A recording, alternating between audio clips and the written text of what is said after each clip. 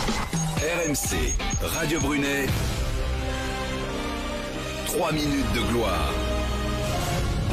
Mesdames, Messieurs, je vous présente Grégoire Gambato. Bonjour Grégoire. Bonjour. Alors vous dirigez une start-up qui s'appelle Germinal.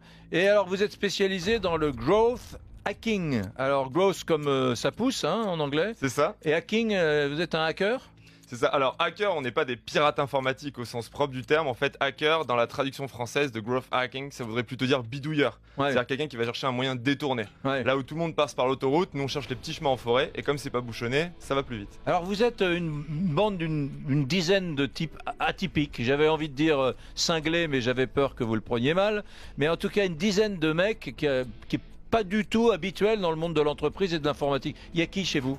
Alors on a des profils atypiques, on a des gens qui ont lancé une start-up et qui l'ont arrêté, qui l'ont raté ou qui ont levé des fonds puis qui ont échoué. On a des ingénieurs qui sont mis à se dire que le marketing c'était génial, qui aiment bien monter des robots, qui aiment bien s'intéresser à la psychologie.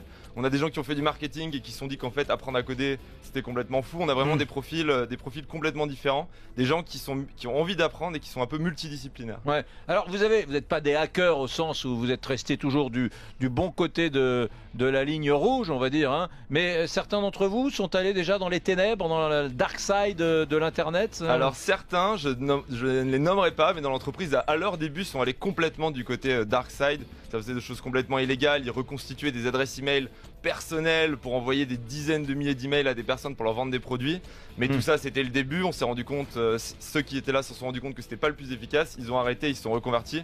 Maintenant on bosse avec des grands comptes, on a bossé avec la BNP, Natixis, etc. Donc on fait très attention. La question d'être dans l'illégalité. Non, mais alors ce qui est fou, début... c'est que Rémi, c'est ça qui est génial, c'est que ces mecs-là sont devenus la coqueluche de grands groupes parce qu'ils sont beaucoup plus lestes dans le mouvement, ils sont mobiles, ils ne font pas bonjour, nous allons vous développer un site internet avec une phase de préconstruction et puis une phase de test. Mais alors concrètement, vous faites quoi alors? Vous faites quoi parce que votre job c'est de développer des sociétés. Bon voilà, alors pour les aider à grandir, à se développer ou développer des produits. Vous faites quoi?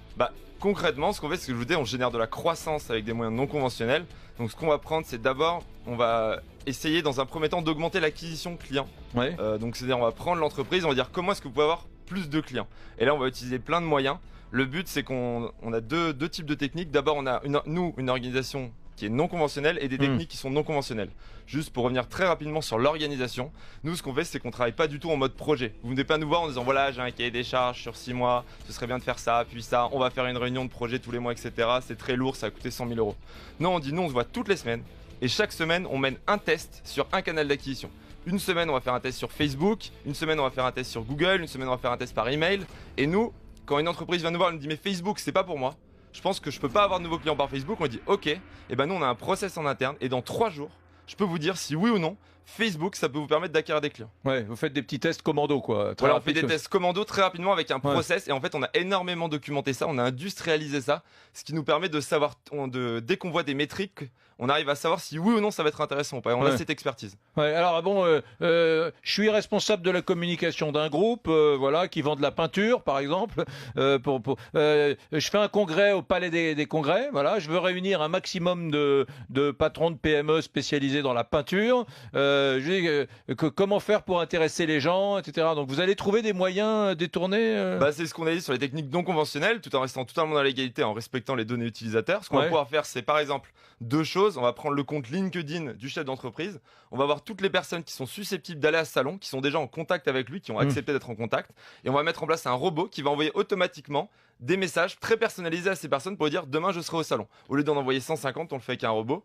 Et deuxième chose, on va utiliser la régie publicitaire de Facebook qui nous permet de cibler d'un point de vue géographique les personnes et on va faire une pub pendant 2 jours qui tourne sur le salon, qui fait que toutes les personnes qui ouvriront Facebook pendant ce salon à moins d'un kilomètre, verront la tête du dirigeant et sauront qu'il est à tel salon. Ouais. Et là on détourne un usage parce que normalement Facebook en fait ne permet pas ça, mais on l'utilise de façon différente. Tu vois Rémi, ça c'est des hackers qui ont bien fini, c'est des hackers qui finissent bien. Ouais. Il y en a. Bon alors pourquoi vous avez appelé votre start-up Germinal? C'est parce que c'est pour faire du blé?